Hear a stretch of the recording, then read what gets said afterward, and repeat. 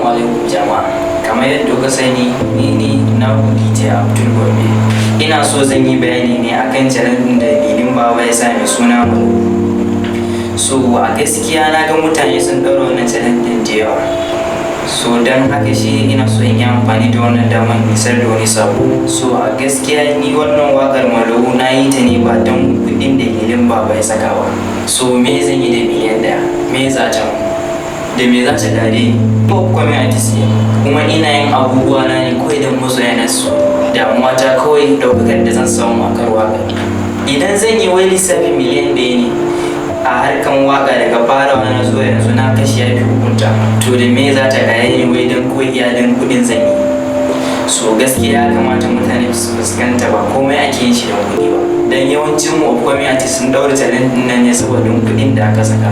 So a gaskiya ni na yi ne kawai don in samu kusanci da Bilin Baba saboda da salon waƙoƙinsa suna burge kuma su ne irin tsarin waƙoƙin da ni nake so. To dan haka nake so in yi amfani da wannan damar isar wa Bilin Baba sabo.